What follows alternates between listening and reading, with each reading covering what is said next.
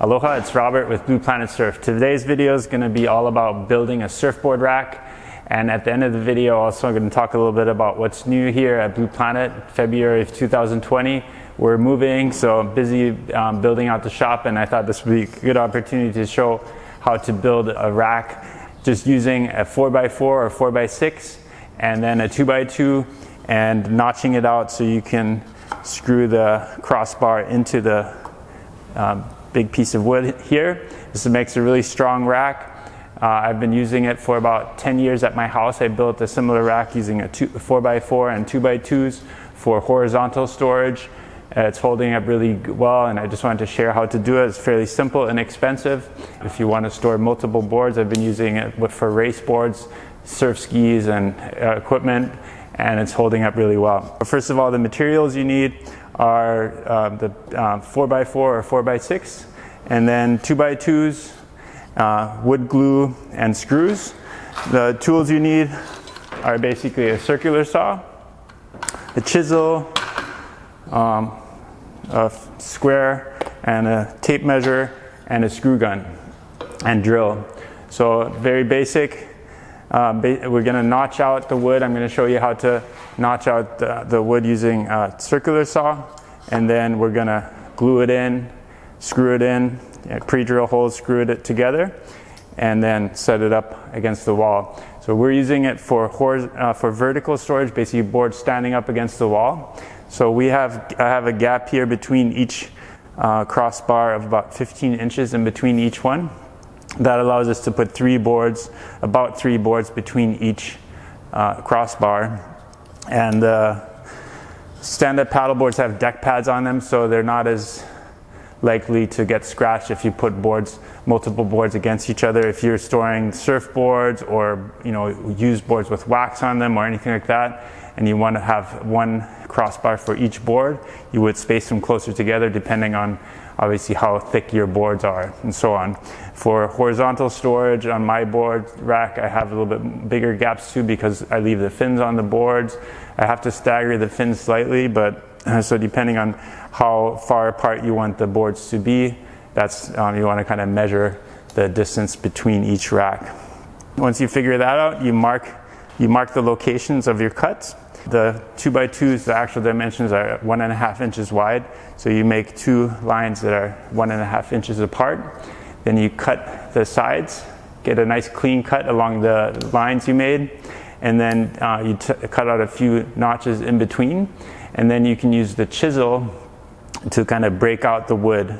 And you can, just by doing that, you can get a pretty clean notch. You don't really need to do anything else. In this case, I'm doing a lot of them, so I just also set up a router to kind of clean up the bottom of the cut, but that's an optional step.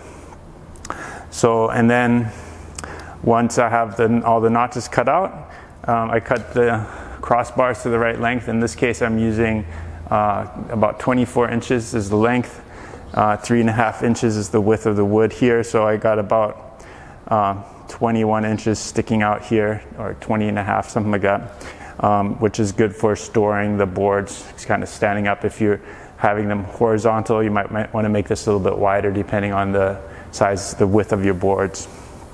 So just kind of measure it according to your needs. And then what I do is I pre-drill the holes for all the crossbars. This particular one here, I'm going to make crossbars that go all the way across, so we can store boards against it from both sides. And I'm going to pre-drill all the holes, make sure they're like centered along the center line, pre-drill holes, and then glue them in.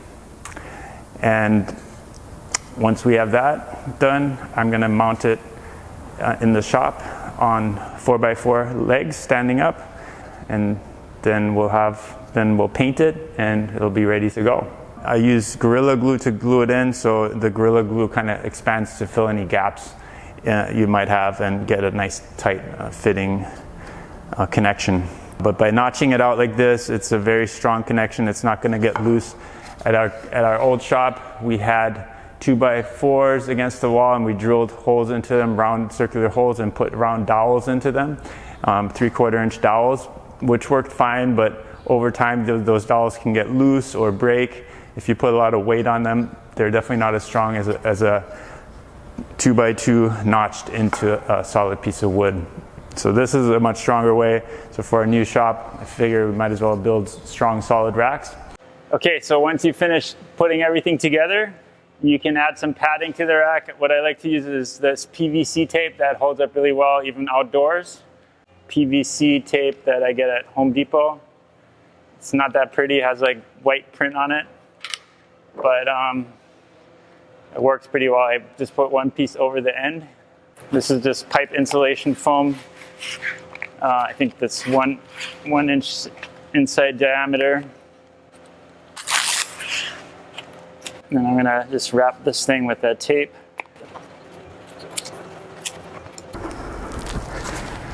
Okay, so that's how you can build a solid board rack that you can use for all different kinds of applications. Hope you enjoyed that. I just wanted to update you with some news, even though we still have a lot of work left to do here, and we got to move our shops and everything. I've previously committed to going to New Zealand to the Auckland Paddle Fest next weekend, and next week, Thursday, on February 20th, I'm going to be in Auckland at the SUP Center and at the SUP Shed. I'm going to have links down below. If you live in the Auckland area, please come by to one of those events. I'll be happy to answer any questions and talk about stand-up paddle surfing, racing, foiling, wing foiling, all that stuff that I love to do and like to talk about. So if you have any questions on any of that stuff, be happy to talk to you in Auckland. And then I'll be at the race next weekend. Haven't really been training that much, so hopefully I can keep up with all the New Zealand paddlers. Also at our Board Avenue shop, we got some incredible deals right now. We got a moving sale, so we're trying to blow out inventory. And we also have an incredible auction where we have over 30 boards, I believe, at incredibly low prices, pennies on the dollar, just older inventory that we want to move. Race boards, SUP surfboards, star boards, Kazuma boards, foil boards, all kinds of stuff. So check it out. I'll have the link to that in the description down below as well. So hope you enjoyed the video as always. If you do, give us a thumbs up, subscribe to the YouTube channel down below, and support Blue Planet if you like our videos. It allows me to do what I love to do and share my passion with you, the viewers. So I appreciate it. I appreciate all our subscribers and our customers. Thanks for watching, and I'll see you on the water. Aloha.